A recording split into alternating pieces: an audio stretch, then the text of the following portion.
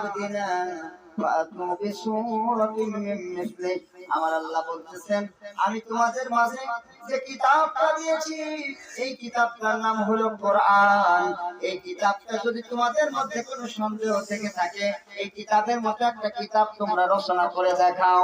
সম্মানিত হাজিরিন, আল্লাহ তাআলা যে কিতাবটা আমাদের মাঝে দিয়েছেন এই কিতাবের নাম হলো আল কোরআন। জয় বলেন, নামটা কি? পৃথিবীর সমস্ত বইয়ের মধ্যে ভুল থাকতে পারে, কিন্তু আল্লাহ তাআলা এমন একটা কিতাব দিয়েছেন যার মধ্যে সামান্যতম কোনো ভুলের সম্ভাবনা নাই। চিৎকার দিয়ে বলেন না সুবহানাল্লাহ। আল্লাহ রাব্বুল আলামিন বললেন যালিকাল কিতাবু লা রাইবা ফীহি হুদাল লিল মুত্তাকিন।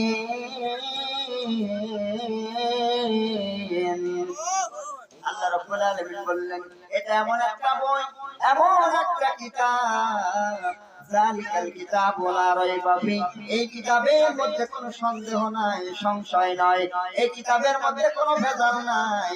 দুনিয়ার ভিতরে তোমরা যত বই দেখেছো প্রত্যেকটা বইয়ের ভিতরে কোনো না কোনো ভুল হয়তো বা থাকতে পারে। এক জায়গায় লেখায় ভুল, এক জায়গায় বানানে ভুল, এক জায়গায় উচ্চারণে ভুল, এক জায়গায় ছন্দে ভুল, বিভিন্ন ভুলের সম্ভাবনা আছে।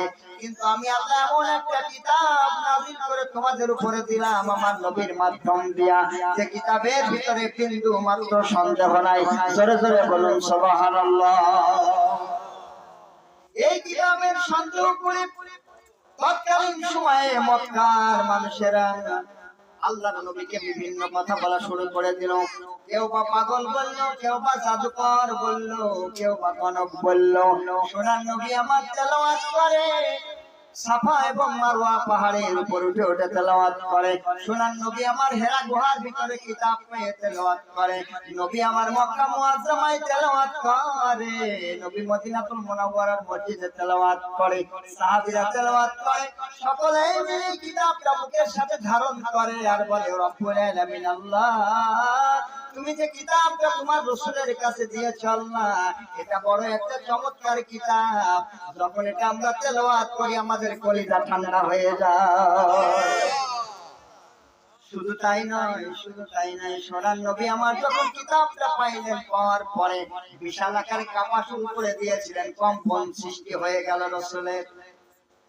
আল্লাহর পক্ষ থেকে প্রিয় ফেরেশতা জিবরাইল আলাইহিস সালাতু ওয়াস সালাম দুনিয়ায় আসার পরে নবীর কাছে এসে যখন এই কিতাবটা তার কাছে পড়ে পড়ে শোনাতে লাগলেন, আর এই কিতাবটা শোনানোর আগে আমার নবীর ভিতরে কম্পন সৃষ্টি হয়ে গেল, এরা গুহার ভিতরে আলোকিত হয়ে গেল।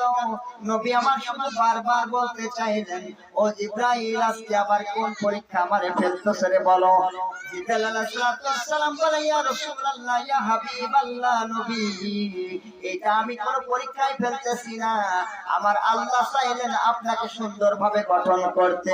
আপনি 40টা বছর কোনো প্যারা নেন নাই, 40টা বছর কোনো চাপ নেন নাই। ইয়া রাসূলুল্লাহ, ইয়া হাবিবাল্লাহ, আল্লাহ রাব্বুল আলামিন চেয়েছেন আজকে থেকে আপনার উপরে তার পক্ষ থেকে তিনি কিতাব নাযিল করবেন, আর সেই কারণেই আমি আল্লাহর পক্ষ থেকে কিতাবখানা এনেছি আপনার উপরে নাযিল করে দেওয়ার জন্য। আর আমি সেই জন্য আল্লাহর হুকুমটা পালন করার নিয়তেই এই কোরআনটাকে আপনার উপরে দেওয়ার জন্য তৈরি হয়ে এই গুহার ভিতরে এসেছি। ও নবী আপনার ভয় নাই, ইয়া রাসূলুল্লাহ আপনি ভয় পাবেন না, এটা কোনো অসাধারণ ব্যাপার নয়, এটা আল্লাহর পক্ষ থেকে আনা একটা ঐশী বাণী। জোরে জোরে বলুন সুবহানাল্লাহ। ভয় পাওয়ার কারণ নাই।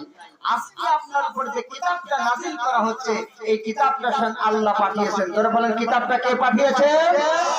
এই কিতাবটা যদি কারো জীবনে বাস্তবায়ন কেউ করে, কেউ যদি এই কিতাবের অনুসারে চলে, সেই ব্যক্তি কখনো ভুল পথে যেতে পারে না। বলুন না সুবহানাল্লাহ। সাহাবায়ে আজমাইন আল্লাহ রাসূলের কাছে বায়াত গ্রহণ করার পরে আল্লাহ রাসূলের সাহাবীরা এক এক করে সোনার মানুষে পরিণত হতে শুরু করলেন। কাফেররা মনে মনে হিংসা করা শুরু করে দিল, তাই তো এই মানুষগুলো কেন মুহাম্মাদের কথা শুনে, কেন কোরআন শুনে, কেন মুহাম্মাদের কাছে যায়, কেন কোরআনের সবক নাই। হিংসার জ্বালায় জ্বলে পুড়ে কাফেরগুলো শেষ হয়ে যেতে লাগলো।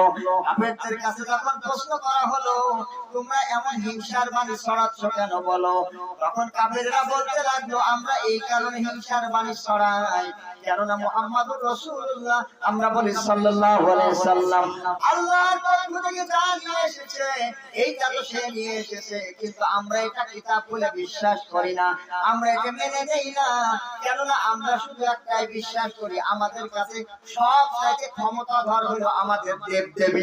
জোরে জোরে কান নাউজুবিল্লাহ।